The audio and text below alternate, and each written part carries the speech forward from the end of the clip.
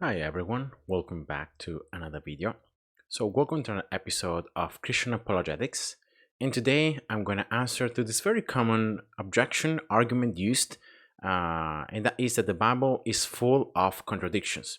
This is something often used by skeptics, atheists, or people who try to oppose and discredit Christianity by highlighting the fact that the Bible is a book full of errors, full of mistakes, full of contradictions, so things that cannot be true at the same time, so claims that conflict with one another, and therefore that it cannot be trusted, right? The Christians claim that the Bible is inspired by God, it's infallible, it's inerrant, right? But then we can clearly see that the Bible is full of mistakes, of errors, and contradictions in this particular case. So why trust it? So the Christian has a blind faith on the Bible, and again, the Bible is no better than any other mythical book or a religious text. Now, my question is this true? So, are all these apparent contradictions that skeptics want to highlight, are these real? Can they be considered true contradictions? Or can we very simply, by adding some context, by going into more detail about what the text is saying, can really harmonize? And can we come up with reasonable conclusions, reasonable explanations that will rule out the existence of a contradiction? Again, remember, what is a contradiction? How do we define it?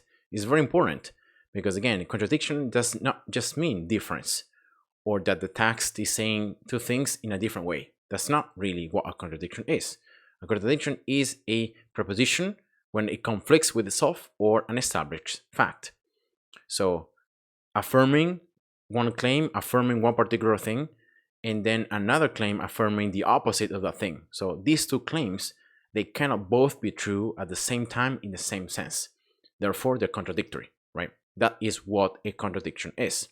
And again, as Aristotle's law of non-contradiction says, it is impossible that the same thing can at the same time both belong and not belong to the same object and in the same respect. So, for example, if I say my name is Alex, and then I say my name is not Alex, I'm contradicting myself. I'm using two claims that cannot both be true, right? Because either my name is Alex or my name is not Alex. I cannot be both, right? I cannot be both Alex and not Alex at the same time. That would be a true contradiction. Now, if I say my name is Alex and then I say my name is John, is that contradictory? Well, we have to try to come up with charitable interpretation, try to understand, okay, is the person here lying, or is it ingenuous, or has it a bias, or maybe we're missing some information, because maybe I'm called Alex John, I have two names, and then a surname, right? So if I present myself in one way with Alex, or in another way with John, that would be no contradiction at all, right? I'm just using two in different ways and using my two names. Or maybe John is my real name, then Alex is more like a nickname that I have with my friends or with some people that I know more. And so I use my nickname with them because I just enjoy using it. And again, this could be another way in which we can resolve this apparent contradiction, right? Because again, the fact just that I'm saying I'm Alex, my name is Alex, my name is John, is not inherently contradictory, right? And again, we have to be charitable and try to come up with reasonable explanations that would harmonize, that would reconcile these two claims. Now, it would be a contradiction again if I say my only name is Alex, and then I say my name is John. That would be a contradiction because I said before the claim was my name is only Alex, I don't have any other name, and then using another name. That instead would be a contradiction. So I hope you can see this is how contradictions are defined, and therefore the Bible, the biblical contradictions that are many times used, such as this one, there are, I think there are like more than 360 here, right, in this particular image from where this image is taken from, right? These are all the apparent contradictions that people are listing here. Well, if you take a look at them, right, you're going to very easily see that once you read the two texts, once you find more context, once you understand a bit more about the passage, what's going on, these contradictions can be very easily explained. Now, it's true, some other ones are harder, and they require also a correct theological framework to understand what the Bible teaches, what the theology is about, right?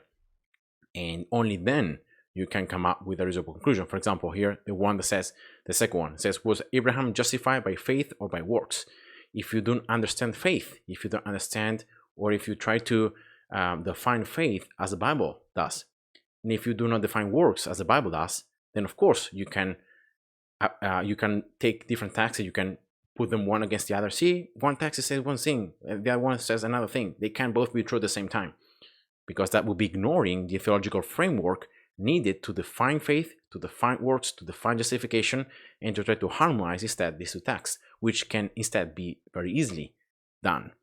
And so you can see that some contradictions might be harder to solve because you need more knowledge about theology, about what Christianity teaches, what the Bible teaches. Other ones instead can be more easily solved once we take more of a look at the text, what it says, and we do not just point out differences. Oh, one text says one thing, another text says one other thing. But I was saying, is this a true contradiction? So is this text saying that this is only what happened, or the other text is saying the opposite, is negating what the other text is saying? So that's the important thing that we have to analyze. And now here, I actually wanted to show you this particular comment. It was done, of course, with ChatGPT. And there was an Italian post talking about that, the people saying, yeah, there are many contradictions in the Bible, and then actually not being able to list them once you press them. Okay, can you name one contradiction? And maybe they use one, and then you can very easily answer them, and then they kind of run out of ideas. And then these people can say, no, look, there are many contradictions. And again, using ChatGPT to list them out. And I'm going to very easily here, I have all 10 here of these points, and I'm going to just show you that these are not true contradictions. Again, remember, conflicted claims, so claims saying conflicting things that cannot be both true at the same time in the same sense. That's a contradiction. So the first one says creation. Genesis 1 says that man was created after animals. Genesis 2, man was created before animals. So again, this would be a contradiction if the Bible says man was created before animals, right? And then another text saying man was created after animals. That would be a contradiction. But does the text say that? Well, not really, because if we go to Genesis 1, we can see that the birds and the sea creatures were created in the 5th day, right here. And then the land creatures were created in the 6th day. And then God creates mankind. So both male and female are created. And then God says everything is good. Then God rests. And the second chapter opens with this resting day that God has. Now, very interestingly, then verse 4 starts with, these are the generations of the heavens and the earth when they were created, in the day that the Lord God made the earth and the heavens. So it's kind of a summary. And then you can see that there was no bush in the field, right? There was no small plant. Weird, right? Before we have seen that God has already created all the vegetation, all the plants. But then in this particular insight, there is no plant, right? But also, if we keep reading, there was no man also. So again, I don't want to make it too long, right? But because we have many of them to cover, but it's very easy to see. Genesis 1 is giving us a glimpse of the entire process from start to finish. We can see here finishing with the creation of mankind, both male and female, right? Adam and Eve, and then God resting. And then Genesis 2, you can see that it's like we go back and there is a specific input on what? On the creation of mankind, creation of man. That's why there is only Adam here. There is no woman yet. Woman appears afterward. So again, you can see how Genesis 1 is telling us everything. Genesis 2 is telling us specifically what's happening in a place called Garden of Eden. So that's the insight. So in this particular place, that's when then God, verse 9, you can see here, that made to spring up every tree that is pleasant to the sight and good for food, because these trees were needed for man to eat and to survive, right? So again, this does not mean that there were no trees, no vegetables, no plants in any other part of the planet. It's just that in this particular spot in the Garden of Eden, that's when God additionally created these trees and these for mankind. All right. So again, specific focus. There is no need to take this verse right here to mean that in the entire planet there was no vegetation, right? Because again, this is a specific, an insight. And again, we have to remember that Genesis 1 is also Genesis 2, like it's poetic, it's describing creation. There are many different interpretations. If it's actually completely literal, if there are some things literal, some things poetic, if it's more allegoric, there are different interpretations. And again, many of them can be more reasonable, can have more biblical, can be more biblically sustained than others.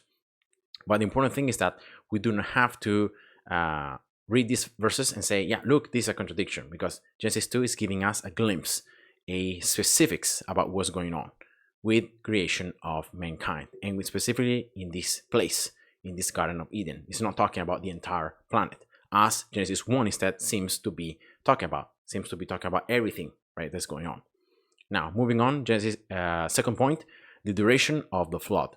Genesis 7:12 says that it rains for 40 days and 40 nights. Genesis 7:24 says that waters cover the earth for 150 days. Now, this can be very easily resolved. Again, there is the verse here, right? Rain fell upon the earth 40 days and 40 nights. And again, even God himself says before, I will send rain on the earth 40 days and 40 nights. But then if we keep reading, right, 7:24 thing, the very last verse says, and the waters prevail on the earth 150 days. Now, this is so easy that I don't know why someone would have put it here, but the first part is talking about how much time would rain. The second part, so these 150 days, is just talking about how much time the water was on the surface of the earth. So how much time, how many days the water was covering the earth. Again, it had stopped already raining, but water was still on the earth. So again, the earth hadn't absorbed yet all the water that was on it. So again, that's the very easy way to explain it. Third point, number of animals on the ark. Genesis 6:19-20, and then other ones say one pair of each kind. Genesis 7:2-3 instead says 7 pairs of pure animals, of clean animals, and 1 pair of unclean animals. And again, this is a little bit harder to solve, because you have to have again an idea of what does it mean to be a clean animal, right? It's just that the fact that they were washed, not really. You have to know about the law, about later on what happens, why God then classifies clean and unclean animals, and the fact that clean animals were actually the ones that men allowed their people to eat. So clean animals were the ones that they could eat, right? And unclean animals instead were the ones that they shouldn't eat. So that's the explanation. So we go here, we can read that at the very bottom, right? It says, and of every living thing of all flesh you shall bring 2, right? Bring 2 of every sort into the ark to keep them alive with you. They shall be male and female. Then it says, of the birds according to their kinds, of the animals according to their kinds, creeping thing according of the ground according to its kind. 2 of every sort, again he repeats it, shall come into you to keep them alive. If we go to Genesis chapter 7, there is here again more things. See anything right here? 2 and 2, right? Male and female went into the ark with Noah, right? It says of clean animals, and of animals that are not clean, and of birds, and of everything that creeps on the ground. 2 and 2, male and female, went into the ark. So again, it repeats it. And then again, there is a part here. It says, they and every beast according to its kind, and all the livestock according to their kinds, and every creeping thing that creeps on the earth according to its kind, and every bird according to its kind, every winged creature. Again, they went into the ark, Noah, 2 and 2 of all flesh, in which there was breath of life. And so again, these verses seem to be that of all the different kinds of animals that were present in the time of Noah, again, that it might not be all the different kinds that we have today, right? It might be that there were maybe ancestors of the different kinds that we have today. So maybe there were less, probably, very likely there were less amounts of kinds as we have today. But still, it says here all, right? All land animals, birds, creeping things, every beast, right? 2 of each kind. And then if we go to Genesis chapter 7, though, at the very beginning, it says something different. It says here, take with you 7 pairs of all clean animals. Again, it says 2, right? So 1 female, 1 male, right? But then only 7 of clean animals, and then a pair of the animals that are not clean, male and his mate. Then 7 pairs of the birds of the heavens also, male and female, to keep their offspring alive on the face of all the earth. So it looks like here it's not anymore all beasts, right? So it seems that it's a contradiction. Well, is it all or is it just 7? Well, the answer is, again, because here is specifically talking about clean animals. Again, all the other verses I will read here, it says here every beast, right? Livestock, creeping thing, it refers to everything, every animal. Instead, in this particular part, and also in this verse, it says clean animals. So it adds this adjective, which is key to understand properly what's going on. This is a specific, so among all the kinds of animals that God brings to Noah to enter the ark, there is this specific about these particular kinds of animals that were called clean, the ones that Noah and his family would then eat. And then if we actually read Genesis 8:20, so the next verse, these are the animals that were actually offered to God as a sacrifice from Noah. So then Noah built an altar to the Lord and took some of every clean animal and some of every clean bird and offered burnt offerings on the altar. So you can see that these clean animals were the ones that they would eat, and also the birds, and then they would use as a sacrifice afterwards. So again, these verses are not contradictory. They are just the clean animals is just a subset of all the sets, right? All the kinds of animals that then enter into the ark, because it's specifically referring to clean animals. So it's not all, but it's clean. Again, that's just a very particular detail that allows you to understand and to reconcile these two texts. Now there's another one here, the death of Judas. Yeah, this is a very, very common. Matthew chapter 27:5 says that he hangs. Then Acts 1:18 says that he falls and his body just bursts open, kind of. So let's take a look at these verses. Matthew 27, again 5, Jesus hanged himself, and throwing down the piece of silver into the temple, he departed, and he went and hanged himself. And so again, but the chief priests, taking the piece of silver, said, "It's not awful to put them into the treasury, for it's blood money."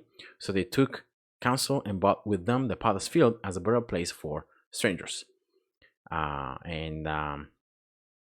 Yeah, so that's the part of Judas, right? If we keep reading instead in Acts chapter 1, verse 18, I think this is Peter is talking, and here he's talking about, like, brothers, the scripture had to be fulfilled, which the Holy Spirit spoke beforehand by the mouth of David concerning Judas, who became a guide to those who arrested Jesus. For he, Judas, was numbered among us and was allotted his share in this ministry. Now this man, so Judas, acquired a field with the reward of his wickedness, and falling headlong, he burst open in the middle, and all his bowels gushed out. Again, it's very interesting. It says that Judas here says, Peter, that acquired a field. But if we go back to Matthew, it says that actually the Pharisees and the chief priests acquired the field. Why? Because he was already dead. He hanged himself. So again, an action here is attributed to Judas, which he didn't directly do, right? Probably they did it in his name because it was his money, right? But he didn't do it himself, right? It was done after. And then here it says that he fell headlong, and then he burst open and all his bowels gushed out. Now, is normal, right? How can you fall, right? You fall normally when you are in a high position, right? When you are higher on the ground, that's when you can fall. You cannot fall if you are just laying down already, right? And so by what Peter is saying here, it looks like he fell from a pretty high altitude. That's why when he fell, his organs just exploded, right? Kind of his body exploded. And again, this is not something that happens normally, right? So how can we reconcile these two passages? Very simply, Peter here is talking about what happened after Judah hanged himself. Matthew said he's talking about when Judah hanged himself. So how can we reconcile? Again, Judah went, hanged himself. The Pharisees bought the that particular field in his name. Then sometime after, we don't really know how much then, Judas, when he was hanged, he fell, and when falling, he just burst open. And that's it. So again, this is not saying that he died, right? There is no passage, there is no point in the text saying that this was the cause of his death. This falling was the cause of his death. It just says that this is what happened. And again, we can reconcile this with the passage of Matthew saying that, yeah, he went and he already hanged himself. So he was already dead when this particular thing happened. So again, very easy to reconcile. Again, another one, the name of the father of Joseph. Matthew 1:16 says that his name is Jacob. Luke 3:23 says that it's Eli. So let's take a look here at the passage. Matthew 1:16. So here is Matthew is listing the genealogy of Jesus, right? Starting from Abraham, going all the way into the promise. And again, remember, this is the genealogy. It doesn't mean that these were the firstborn. This is referring to those who went into line and were the ones from which Jesus came. So the ones that belong to the holy kind of genealogy from which Jesus came. So you can see here that at the very, very end, it says, Matan, the father of Jacob, Jacob, the father of Joseph, the husband of Mary, of whom Jesus was born, who is called Christ.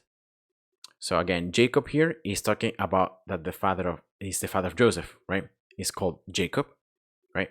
And again, Matan is his grandpa, kind of. If we go instead to Luke, I think it was 3:23, right? Is this one right here. Again, Luke is doing the same thing. So he's doing the genealogy. Jesus, when he began his ministry, was about 30 years of age, being his son, as was supposed, of Joseph, the son of Heli, the son of Matat, the son of Levi, and so forth. So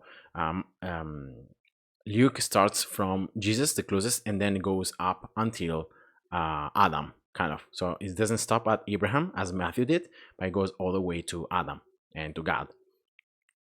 And again, is this contradictory? So the fact that here the father of Joseph is called Heli, and instead in Matthew, right? Instead, he's called Jacob, right? Of course not, because again, depending on the situation, Matthew, right? The Gospel of Matthew is written for Hebrews, for Jews, because again, Matthew's goal was to show that, Jesus is a prophesied Messiah. He's the son of Abraham, the son of David. He's the one who was prophesied about, and he's the Messiah. So the focus of Matthew was to prove that to the Jews, that Jesus is the Messiah. Jesus is the one that they were awaiting for, and all the prophecies he was talking about. And again, he probably used the name of the father of Joseph, that was Jacob, as probably because in the Jewish records, because of the Jewish people, it was more appealable, or it was more used. Instead, Luke, that is writing to a Gentile audience. So Luke is writing not to Jews. Luke is actually writing to non-Jews. That is was primary goal. If you read Luke chapter 1, right, the first verses. So why did instead Luke use this other name? Because very likely he was another name. Maybe the Joseph's father had two names, or maybe he was known by this other name. And so for non-Jews, they knew this person by this particular name and not by the name of Jacob. So that's why Luke used Heli rather than Jacob. Again, very, very easy solved. And again, verse point 6. This is one very, very interesting and nice. How we see God. It says here, Exodus 33 says that no one can see God and live. Instead, Genesis 32 and many other verses say that Jacob affirms to have seen God face to face. So let's take here the passages. Right, Exodus 33. Here is God talking to Moses. And so it says, but he said, so here the Lord, right, is speaking to Moses, you cannot see my face, for man shall not see me and live. And so that's why he then walks then, and then Moses sees it from the back, kind of exactly as it happened for kind of Elijah, right? And so you can see here God saying that no one can see my face and live. And instead, when we go to Genesis 32, and again many of the passages, have this idea. And verse Genesis 32:30. Yeah, sorry, 32:30. When Jacob wrestles with God, and then he says, so Jacob called the name of the place Peniel, saying, for I have seen God face to face, and yet my life has been delivered. Now, if you go back, you can see that Jacob was actually struggling with someone physical. So it wasn't just a spiritual presence or hearing the Lord speaking, right? He was a actual man because he was wrestling with him. It was a physical presence. And again, because this man touches Jacob, right? And then Jacob hears him aloud, kind of talking. And again, Jacob grabs him and not letting him go. So there is an interaction going on. And then Jacob realized that this particular man that he's seeing is actually Yahweh, is a personification, is a pre-incarnation of Yahweh. It's actually very likely of Jesus before his pre-incarnation as Jesus. It's called the angel of the Lord, the angel of Yahweh, which appears many times.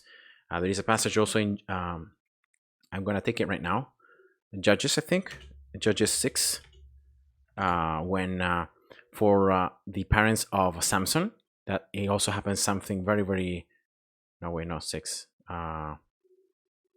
maybe 12, I don't remember.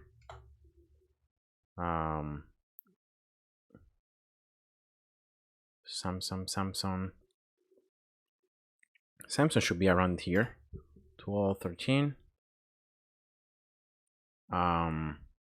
Yeah, so there is this particular place, right?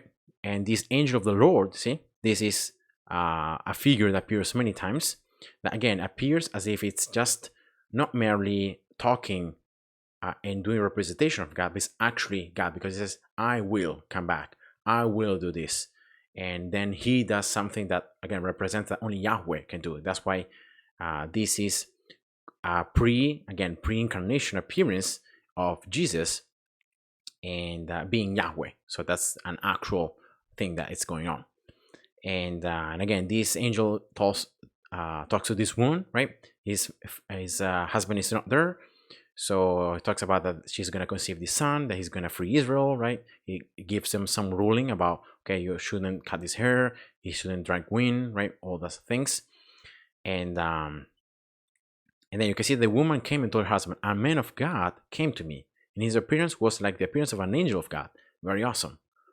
And again, he said, tell his husband, they prayed, and he can say, oh Lord, again, let me be present when this is gonna, if this is truly from you, again, come again, and I will also want to be present.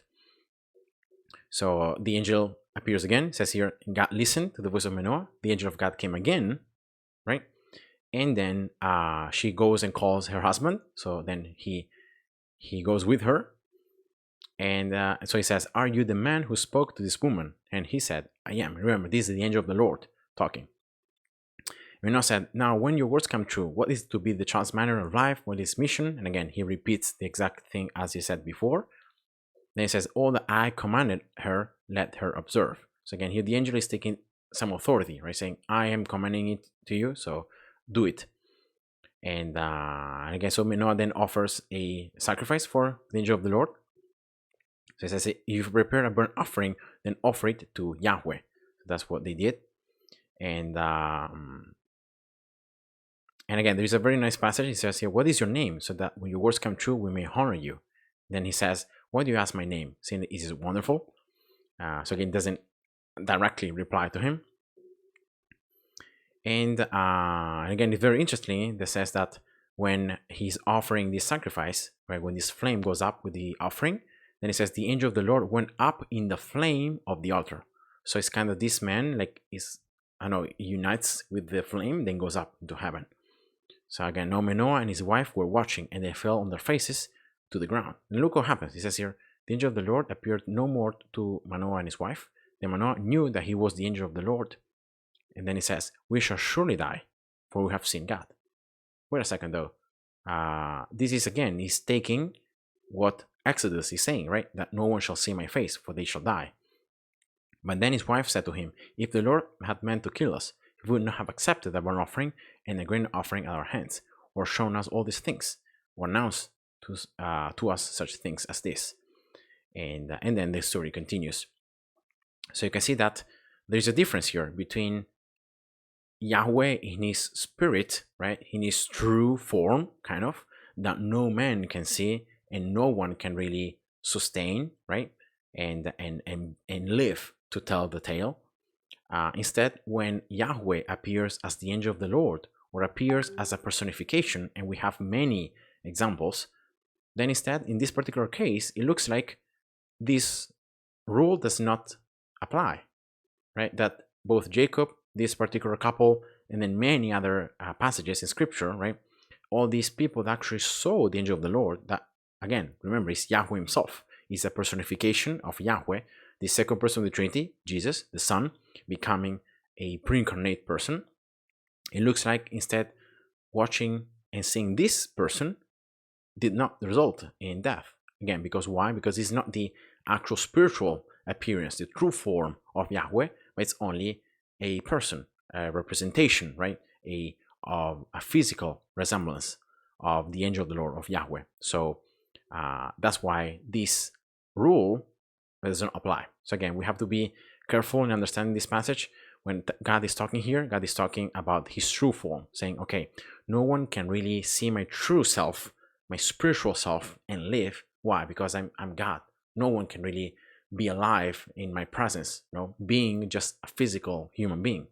Instead, when God takes a human form and he appears as an angel, as angel of the Lord, as a man, as someone else, then instead, in that particular case, Jacob, as we see here, or other people can see God, Yahweh, in his physical form, right? They can see him and they don't die, because again, that's not the true form of God. Again, there is a lot more to be said. There are many examples, even Jesus himself saying, whoever has seen me has seen the Father. But then John himself says that no one has seen the Father except the Son, and those to whom he has chosen to reveal him. So there is this apparent contradiction. Again, Jesus is just explaining, look, I have seen the true form of the Father. Why? Because I am also Yahweh, right? I'm the Son. I'm the second person of the Trinity. That's why I have truly seen him. But if you look at me, you're also looking at him, because I am Yahweh also. So I reflect God's nature. Again, it's personified, it's physical, right? It's a physical face, it's a physical form. So that's why you can look at me and not die instantly in my presence. But if you have seen me, you have seen the Father. So again, we can resolve this in, again, understanding the pre-incarnation and the incarnation of Jesus, and again, distinguishing between God's true spiritual form and the physical appearance, that Yahweh, the angel of the Lord, again, these are all pre-incarnations of the Son, and even Jesus himself, what happens there. There are four more. I'm not going to cover here. I'm going to just cover very quickly, because again, I don't want to make this video too long, but I'm going to leave you some sources so that you can definitely check them out. Seventh point here says law and justice. Exodus 21, 23-25 says eye for eye. And instead, in Matthew 5, Jesus says that you shouldn't resist the oppressor, right, the evil man. And again, I'm going to actually take that passage because it's very, very nice. So here 23 says, but if there is a harm, then you shall pay life for life, eye for eye, tooth for tooth, head for hand, foot for foot, burn for burn, wound for wound, stripe for stripe. So it's kind of, okay, whatever it has been done for you in terms of harm, you do it to the person that caused you the harm. But then, if we look to Jesus, then Jesus actually says something openly different. Again, if we take a look, he says, Jesus explicitly says, you have heard that it was said, an eye for an eye and a tooth for a tooth, directly quoting here this passage. But then Jesus says, but I say to you, do not resist the one who is evil. If anyone slaps you on the right cheek, turn to him the other also. And if anyone would sue you and take your tunic, let him have your cloak as well. If anyone forces you to go 1 mile, go with him 2 miles. Give to the one who begs from you, and do not refuse the one who would borrow from you. And again, apparently, it looks like Jesus is contradicting the law, right? The law is saying, yeah, eye for eye, tooth for tooth. But then Jesus is saying, no, I'm telling you something different, right? you have to go further. Again, if anyone slaps you, do not act in the same way. Turn to him the other also, right? So be gentle, be kind. Do not always retaliate or expect the other person to inflict the same kind of harm that you have received. And again, this is not Jesus saying that that this was false, right? Again, remember, the law was given as an instrument to give order to the Israelites so that there would be no chaos among the people. But then Jesus here is actually talking about the true purpose of the law, right? So Jesus is highlighting the fact that you have brought this, right, that says, okay, eye for an eye, tooth for tooth, as a way to just expect, if you receive some harm, you expect the other person to also give it back, kind of. And so Jesus is saying, no, this is shouldn't be this attitude, right? You should be different. And again, this is not a direct contradiction. It's just stating that Jesus is amplifying and is again calling out the hypocrisy of that time in which this particular law was taken to its extreme extent, and this unlawful use of this law. And at the same time, Jesus is saying, look, this law is actually about something more. So Jesus is amplifying and is actually not just confirming, but it's saying, look, the true sense of the law is actually this, something different. And again, and he can do that because he's Yahweh himself. So exactly as Yahweh gave the law to the Israelites for that moment to give order and not chaos, then Jesus comes in afterwards and he says, look, this is actually now what I tell you to do. And again, this is not a contradiction. It's like a programmer who writes a game, and then decides to update it, and there's a new patch. Of course he can do that, right? Because he's the creator of the game. So if he sees some bugs or some problems, then he can change them. So exactly as that, God has all the power and authority to not go against his word, but to kind of update it. So there is a new revelation, a new covenant that comes with Jesus. And there are many other passages who say that actually Jesus fulfilled the law, because he actually fulfilled the entirety of the law, not the hypocrisy part, not the extra traditions that were added to it, that the Pharisees had added to it, but the true purpose of the law. Because again, the law was talking about him. The law was referring to Jesus. So again, here you need a bit more of theological framework, but this can again be solved. The origin of sin as well, it's another thing where you need a correct theological framework. Romans 5:12 saying that sin entered into the world through Adam, which is true, because Adam was rebel against God, and this caused the fall of mankind, and all the descendants after Adam actually are born with this predisposition to sin, and again, and they're gonna end up sinning sooner or later, right? Because we're not perfect and we cannot resist sin always. And they said Deuteronomy 24:16 says that each man is responsible only for his own sin.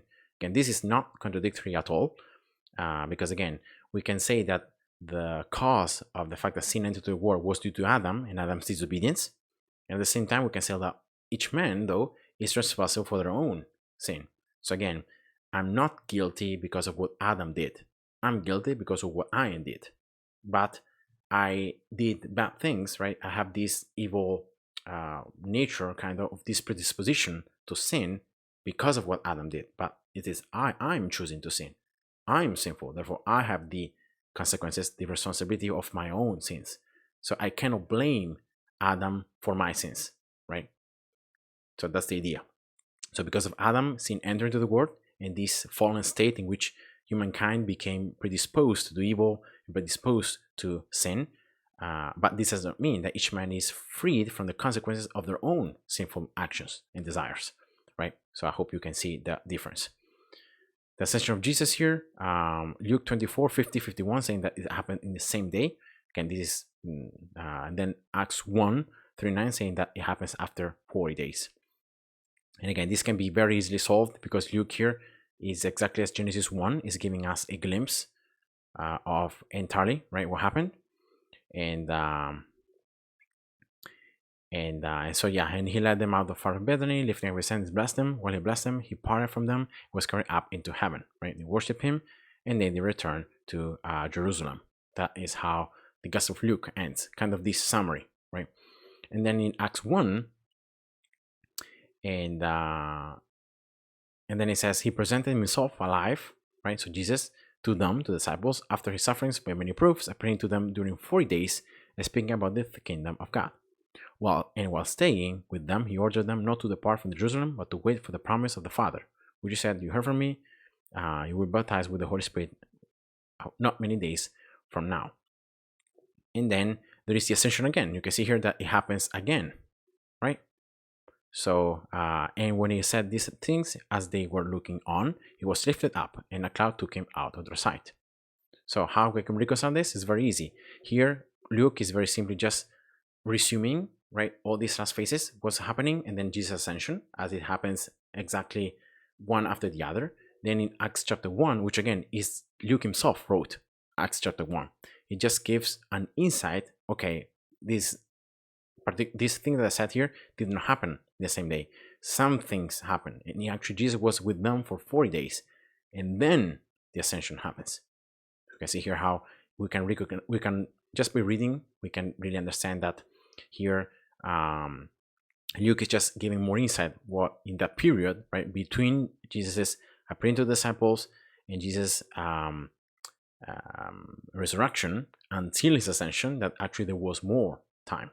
And yeah, so that's just it. Again, it's very easy. Once you read more the context, you can see how exactly as Genesis 1 and 2, right? It's the same kind of idea.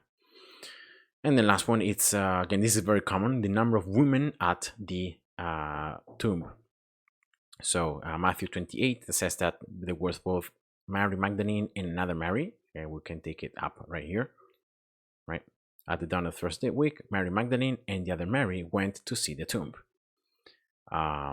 Then we see that in Mark 16:1, it says that it was Mary Magdalene, Mary the mother of James, and Salome. So we find here that there were three women. You can see her here, Mary Magdalene, Mary mother of James, and Salome, both species, so they may go and anoint him. So very early on the first day of the week, they went to the tomb. So it looks like there is three women now. Luke 24:10 says that there are different women. So let's take a look at that one. Verse 10 here. So here, this is the women that return from the tomb, right? And they return from the tomb saying that they have seen this angel, right?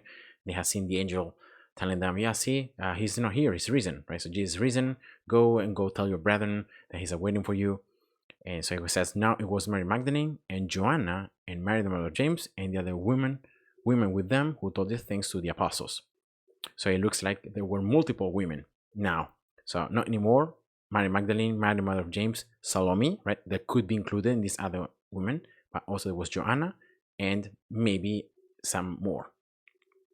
And then John 21 that says that it was only Mary Magdalene. So let's take a look right here, right?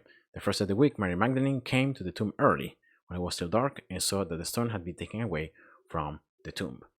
So how can we reconcile this apparent fact that there are the Gospels seem to be saying that different women came, right? One is saying that there is just Mary Magdalene, many women, more than 2, 3, right? Again, this is easy because again, remember, each Gospel has a different focus. Each Gospel has a different purpose. And so if you say Mary Magdalene came to the tomb early, you're not saying only Mary Magdalene came to the tomb, right? Because if that would be written, then yes, that would be a contradiction because other Gospels say that there were multiple women. But here it just says that in particular, it was Mary Magdalene that came. Again, the focus is on her. This does not negate that there were other women as well with her. John is just telling us that in particular, he wants to talk about this woman. Well, that's the one that he's specifying about. But this does not in any way negate the fact that other women were with her, right? Exactly as all the other passages. So just because some women are not quoted or not present in the text does not mean that they were not present. Just that the particular writer of the gospel did not include them for whatever reason they had, but they didn't include them. And again, because no passage says that only these women went, or all the women went other than, so this woman did not went. So like for example, Mary Magdalene went here, and here in Mark, Mary Magdalene did not go. That would be a contradiction, right? Saying two conflicting things that can be true at the same time, right? In the same sense. But we see that this is not happening. No Gospels explicitly say that only certain women went, but they just focus on different women, right, that went to the tomb. And again, we might assume that Luke actually was the one that very likely got the full information correct, that there were multiple women that went together. And again, the other Gospels instead just focus on some for whatever purpose. But again, this does not exclude the presence of other women. And yeah, that's it. Again, I'm going to leave you here this website, which is from the American Atheists, which again attempts to use some more contradictions, right? Again, there are some we have already talked about, there are others that are new. I recommend you to go read them. And again, try to find these passages, think for yourself, and see if you can harmonize these apparent contradictions, if they are true contradictions or if they can be reconciled. And again, then I take a look at this pictures wall with this 439 apparent contradictions or contradictions as this website. And this is also, remember, this was done on the King James Bible, which again is a very, very old translation, which we see some that, certain translations from the Hebrew, from the Greek, were not actually completely accurate. And so, yeah, remember, you always have to take a look at the original text, what it says, not just the translation. And then I'm gonna leave you with this. This is a wonderful, wonderful website, which is updated over time, which contains many of these alleged Bible contradictions. You can see them right here. And again, it explains them that they're not really contradictions. Once you take a look at the context, you dive deeper into the text, the original meaning, you add more theological framework, you can very easily reconcile all these ones. And again, I'm going to leave it in the description below. I hope this can be helpful for you. And yeah, I hope you enjoyed, and God bless you. See ya. Bye-bye.